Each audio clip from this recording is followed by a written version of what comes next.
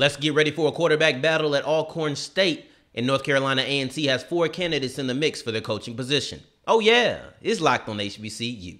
Play my music. You are Locked on HBCU, your daily podcast covering HBCU sports. Part of the Locked On Podcast Network, your team every day.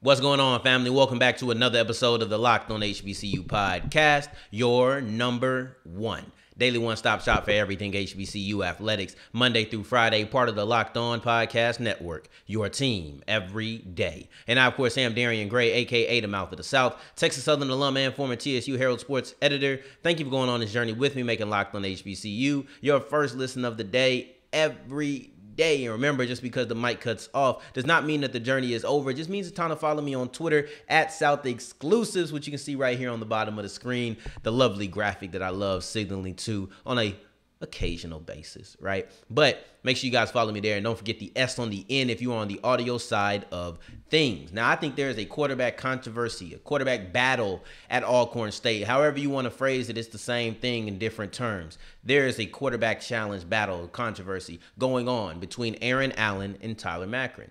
Now, 8th, 167. Those numbers probably mean nothing to you until you contextualize them. So Alcorn had the 8th ranked passing offense in the SWAC this year. They only averaged 167 yards a game this year. Those aren't Alcorn numbers. Those aren't the numbers that they're used to. You know, Alcorn kind of has a reputation of being kind of a quarterback U of sorts. You know, just having great quarterback play in HBCU football. And that's not what we saw this year. We didn't see that from Aaron Allen this year. And now I want to be very clear. I'm not ruling out Allen. If I wanted to rule out Allen, I wouldn't say it was a battle or a controversy. I would just say Tyler Macron is going to be the next Alcorn State quarterback. And I easily could have said that. And it wouldn't have been a hot take. People would have challenged me in the comments, but people challenge me in the comments all the time. That's what it is. People are going to have differences of opinion. But it wouldn't have been a hot take. It wouldn't have been crazy to say. The idea that Tyler Macron would have been the next quarterback for Alcorn State, yeah, very believable. Very believable.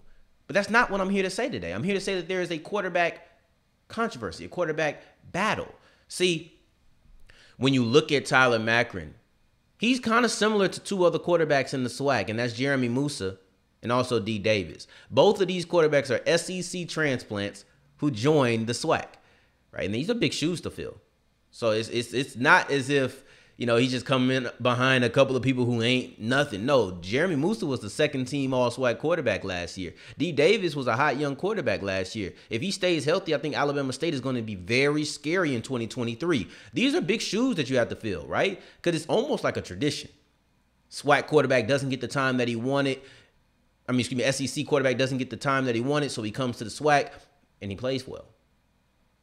I think that Macron's going to have to play well if he gets the job in order to continue or even make it a tradition. I wouldn't even say it's a tradition yet, but if he wants to make it a tradition, then he has to play well. But these situations in Alcorn is very similar to the situation in FAMU. Not Alabama State so much, because Miles Crawley wasn't the starting quarterback the year before Davis got there. He was on the roster, but he wasn't the starting quarterback. But you look at FAMU, the starting quarterback came back from the previous season. They brought in Jeremy Musa as a transfer. He wins the job. We see what FAMU does. They have another really good season. Now you look at this with Tyler Macron. Aaron Allen was the starting quarterback last year. Aaron Allen is back. Aaron Allen didn't go anywhere. But now you bring in Tyler Macron. So I think there's a little bit of a quarterback battle, right? I don't even want to call it controversy because I think it's obvious. There's a quarterback battle, and who knows when we'll get the answer. Last year, I feel like answers didn't start coming in until right before the first game of who was going to be the starting quarterback for some of these schools. Hopefully that's not the case. I would like to have an answer mid-July. I think that's fair. You know, before media day, I would like to have an answer on who's going to be the quarterback for Alcorn. But here's the thing: is I wonder if you're going to be impatient if you're Alcorn. right? Because you're used to this, right? You're used to Johnson, you're used to Harper, you're used to them coming in and being that guy year one. Allen wasn't the guy year one. Are you going to have the patience to say, all right, we're going to stick it out with him? You know, or is this a move where it's like, we need good quarterback play now? We need it right now. Because I don't think anybody has a stronghold on the SWAC West. I don't think anybody has a stronghold in the SWAC period, to be honest. You know, but the SWAC West particularly, I don't think anybody just has a stranglehold on that. So maybe like, I got to make sure my quarterback play is on par. Whether that's Allen or whether that's Macron, I got to make sure it's on par. That's the way that I'm thinking personally. When I bring in Tyler Macron after having a season where I don't want my offensive game plan, or I don't want my offense to run that way, right? I don't want my passing game to struggle like it did last year. I don't think this is I'll be interested to see, because in my estimation, it's going to be a battle. So that doesn't mean it's a poor reflection on Allen. Listen, the truth is the offense struggled passing the ball last year. That's just the truth. You're going to have to try to improve that. And you improve that by bringing in another quarterback. If Allen is the guy, then he'll win out. If he isn't, then Macron will be your starter. Either way, you got to do what's best for your team. And I think Allen didn't prove that it was his job no matter what last year, and that left the door open for Macron to come in, right? And when you look at Macron and who he was coming out of high school, he was the 13th ranked dual threat quarterback in his recruiting class, just 2021, so it's not that long ago. And now he has the time to develop. That's the thing. When you look at these quarterbacks, specifically quarterbacks, because only one gets on the field. So it's not like, oh, I get to get these reps and he's used in certain situations. No, most times you're not getting any real time, barely any time, maybe some garbage time if you're lucky. But when you look at the quarterbacks, Macron now has the ability to develop. That's something he didn't have the ability to do at Missouri. He didn't have the chance to develop at Missouri, not with actual gameplay. He was just developing within practice. But now he gets actual game reps if he wins this job. So it'd be something that's very interesting to see if he can manifest himself into what we thought he was going to be coming out of high school. Once again, the number 13 dual threat quarterback in his recruiting class that's in the country, period. Not just the state, but in the country. We'll see what he does when he comes to Alcorn State, if he can beat out Aaron Allen. All I know is that the quarterback position will be better now, because somebody will have to rise to the top. Whether that's Allen or Macron, it'll have to be somebody. But as we continue rolling on today's episode of Locked on HBCU, we're going to talk about the the coaching candidates for North Carolina A&T. I got one that's a splash. If they really want to splash, this is who you need to go ahead and get. Before I get into that, however, today's episode is brought to you by BetOnline. They have you covered this season with more odds, props, and lines than ever before. BetOnline is the #1 place for all of your sports wagering. Listen, if you really think you know the game, you really have confidence in what you think is going to happen. Maybe you think this player is going to go off. Maybe you knew Zion was going to drop a career high 43 points. Maybe you knew that was going to happen and you wanted to put your money down on that over-unders. They have all of that on BetOnline. Anything you could possibly want, they have it on BetOnline. Over-unders, player props, game results, anything. Championship odds, MVP odds, baseball, hockey, soccer, basketball, football, college and pro, MMA, anything you could possibly want, they have it on BetOnline. They are the most versatile in addition to being the fastest and easiest way to wager on all of your favorite sports. BetOnline, where the game starts. As we continue rolling on today's episode of Locked on HBCU, I appreciate you for making us your first listen of the day. Every day for your second listen, don't get off the app. Just keep it running. Type in Locked on Sports today so you do not forget, because right when I finish talking, you need to listen to Peter Bukowski bring on the local experts to break down the biggest national stories every single day. Get those people who are actually close to the story and they know more than the national guys who are just skimming. Come on now. Y'all know what to do. But I want to continue rolling. I want to talk about North Carolina A&T. They have 4 candidates in the mix. So that's the rumor, right? The 4 candidates in the mix for their head coaching position moving into the CAA. They wanted to have a new hire. They wanted a new direction. And I even heard that they were looking for a splash. If North Carolina A&T is looking for a splash, this first guy is the man. We can stop here. Jim Caldwell, former Detroit Lions, former Indianapolis Colts head coach. That's the guy you want. Bringing in an NFL head coach should do wonders for them. You know, you would assume that he has experience on the highest level, right, at 2 different organizations. He had some relative success. He made it to a Super Bowl. He's been a part of Super Bowl winning teams, not as the head coach, but he's been a part of them as a part of the staff. And then also he coached Peyton Manning for a while. And by coaching Peyton Manning, I'm assuming he learned some study tips, some things that he can pass on to your quarterback. I would assume that bringing in Jim Caldwell would improve your quarterback play. You know, look at Jim. Also, look at Hugh. Look at Hugh at Grambling. When Hugh got to Grambling, he hit the recruiting trail almost immediately, right? And his first recruiting class was pretty good, right? You had guys like Fajon Wilson, right? You had a couple of 3-4 stars who were coming in, and people with Power 5 offers who decided, no, I'm going to go ahead and go to an HBCU. And I do believe a lot of that had to do with Hugh Jackson. So we'll see if Jim Caldwell could do the same thing if he's hired. But, I mean, that's great. And he has those ties to North Carolina in general. Not North Carolina A&T, but just North Carolina in general. And I think that if that's the route, if the splash is the route you want to go, nobody will be a splashier hire than Jim Caldwell of these 4 candidates. But if you're not simply focused on the splash, you want to make sure culture and all of those things are in order, which you should. Nobody should hire just for a splash. But if you want to make sure everything else is in order, then you start looking at other candidates to see what else they bring to the table other than just their name, right? Because everybody has a resume. Everybody has a name. Everybody has a resume. And we'll see how they stack up. Nobody's name holds the same weight, but maybe what they bring to the table is a little bit different. So let's get into the next of the 4. That's Jerry Mack, former North Carolina Central head coach, current University of Tennessee running backs coach and recruiting coordinator, and then also was a former offensive coordinator at Rice. So you see him just constantly moving up, right? So you go from the HBCU level, you're a head coach, but you decide that you want to go on a higher level, and you go to a Rice. You're an offensive coordinator. You go to a University of Tennessee, which is a Power 5 school, and they had a really good season this year, and you're a running back coach, but you're also a recruiting coordinator. Jerry Mack had a lot of success against North Carolina A&T. If there's anybody who knows what he's about, it's North Carolina A&T. They knocked him off a couple of times when they were nationally ranked. And when you look at his tenure at North Carolina Central, it's hard not to gravitate. It's hard not to look up and see what he did in those first 3 years at Central and say, nah, that's not the guy we want.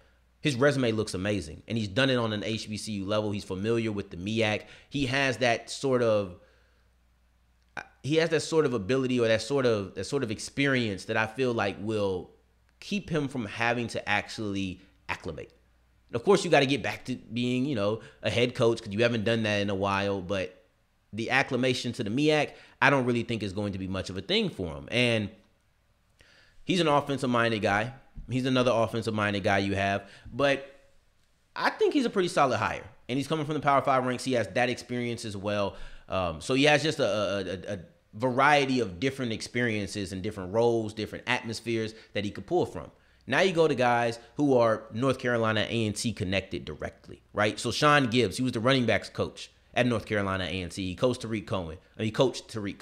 He coached Jermaine Martin. He had those times when he was with some really great running backs. And I think that with Tootin leaving, and I'm bummed that he left, but he's gone, right? I think that if you want to continue that streak of really good running backs, because we kind of called Alcorn a quarterback U of sorts, I think this could be a running back U. You got Martin, you got Cohen, you had Tootin for, I guess, a year. He probably won't go into it, but he had a really good year. And then maybe you want to continue that tradition. Why not go ahead and get those running backs coach from North Carolina A&T back in the day? Why not do that? Makes sense to me. And then you also want to look at him as a head coach because he left and he proved that he could be a head coach. And he went to Fort Valley State, led them to an 8-2 record. So he's not just a positional guy. You have that North Carolina A&T buy-in. You have that head coach experience. You have just that expertise at his position that you benefited from firsthand not that long ago. Jermaine Martin left last year, right? Like, this is their first season without Jermaine Martin. So that just goes to tell you just how close it was, right? We throw names out there, but let's remember just how long ago it was. That was like last week. And then you got the last guy is Courtney Coard, and he's kind of the unicorn of the bunch because he's a defensive guy. He's the only one who's a defensive guy. Everybody else is offensive-minded, and I go back and forth a little bit reading this about how I think that impacts him or how it doesn't impact him. On one hand, they might clearly want an offensive guy. And it's like, okay, we like Coard, we'll talk to him, but we clearly want an offensive guy. And it's kind of at that point a battle for him to lose. But on the other hand, maybe it's we like offensive guys, but Courtney Coard is just such a good candidate. And he's so skilled at what he does, we can't help but consider him. He's fought his way into the mix. Not just, I guess we'll take him. There are two different ways. But he does stand out from everybody else. He was at North Carolina A&T not that long ago, but now he's at North Carolina Central as the defensive coordinator for the Celebration Bowl champions. And once again, you have that MEAC tie-in. You have that North Carolina A&T tie-in. In one way that all of these guys are very similar, the one similarity that all four have, all the way from Caldwell to Coard, is they're all North Carolina tied.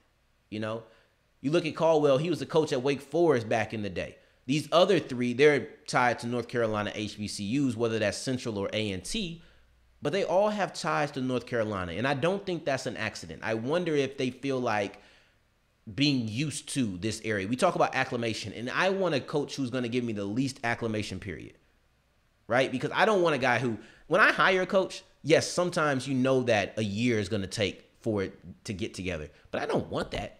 Nobody wants that. Nobody wants your head coach to take a year. They don't want to be bad for a year. You hire a head coach to be great immediately.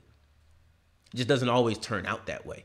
You know what I mean? Like, that's my point of view. If I hire my head coach, that's because I want him to be great immediately. If he's not, I'll take it. But, you know, that's my hope. But yeah, so going forward, we're going to move on. We're going to talk about transfers. Jailon Howard and Brandon Savage has transferred within their conference.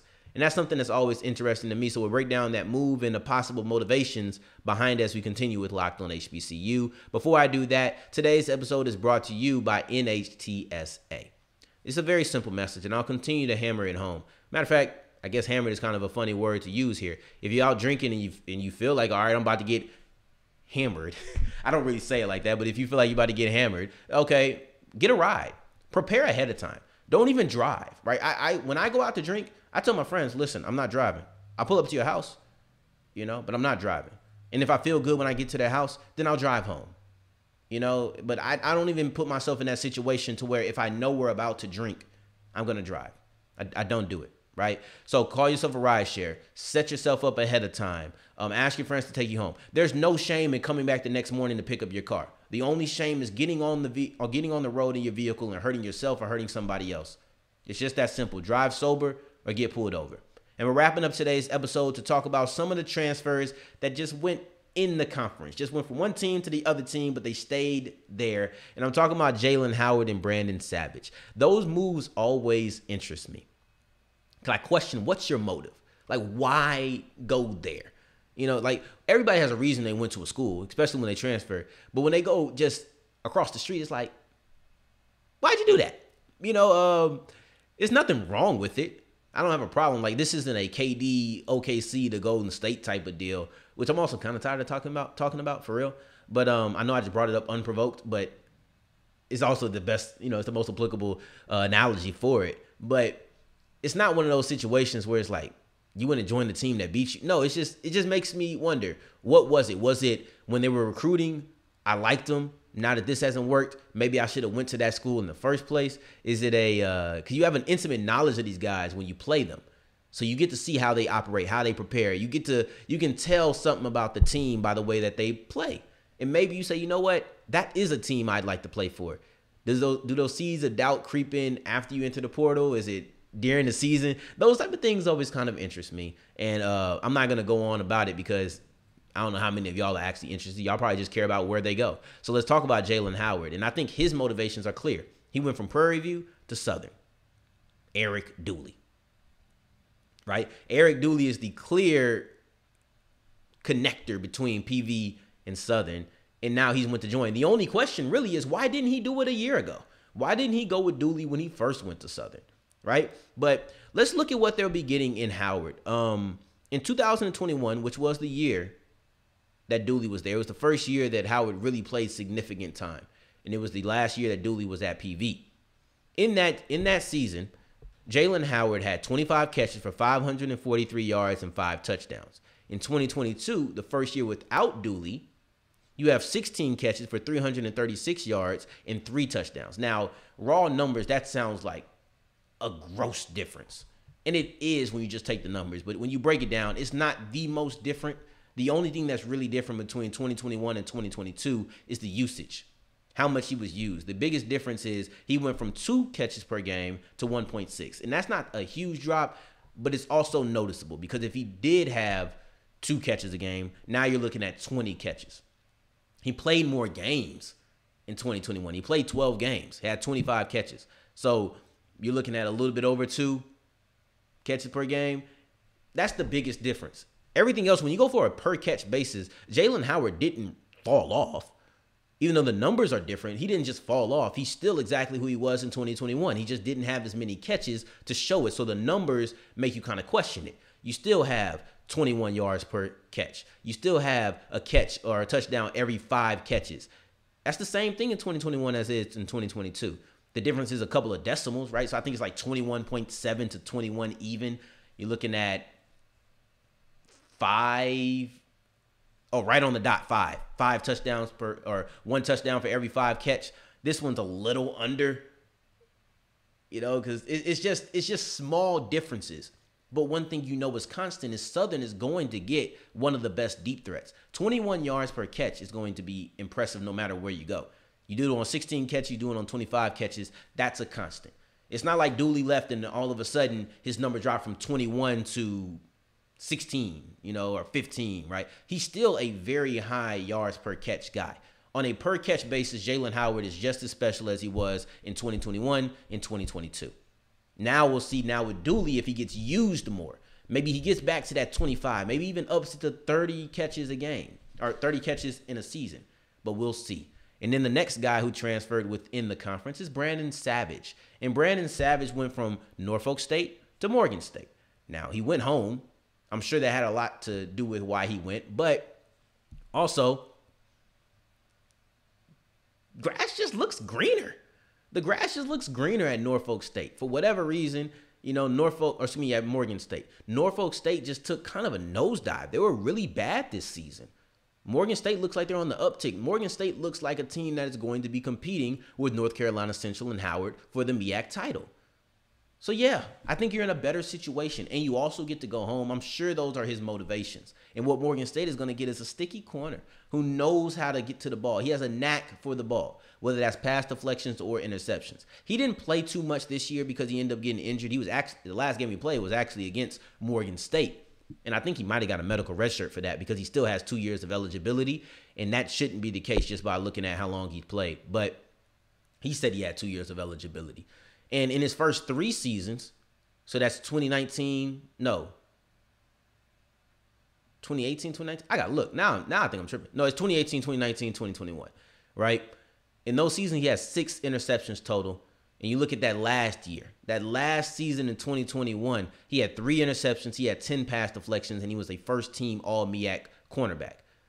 He has a knack for the football, and that's something you're always going to want. If you can be a game changer, if you can be a turnover machine at the cornerback position, first off, you have way more room to take chances. You have way more room to where you can falter a little bit and still be skilled, right? Because you're going to take those interceptions even if you have to give up a tad.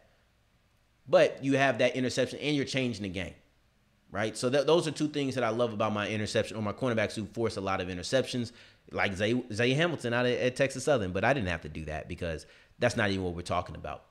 But Brandon Savage is a guy who's going to come and bolster that Morgan State secondary. I already told you, Coach G thinks that's the best secondary in HBCU football next year. They just got better. That's what you should be looking forward to. And on tomorrow's episode, speaking of looking forward, we have Azias Guthrie coming on. Yes, I'm excited. The new Jackson State safety is coming on to talk about why he went to Jackson State and also the year that he took off from football. What was that like? We'll be breaking that down tomorrow, so I appreciate you for making us your first listen of the day. Every day for your second listen. I hope you already typed it in and you're listening to Peter Bukowski on Locked On Sports today, breaking down all of the national stories with the local experts. And in the meantime, in between time, if you're looking for me, you can find me on Twitter at South Exclusives. Until the next time that we hear each other, family, take care, stay blessed. Peace.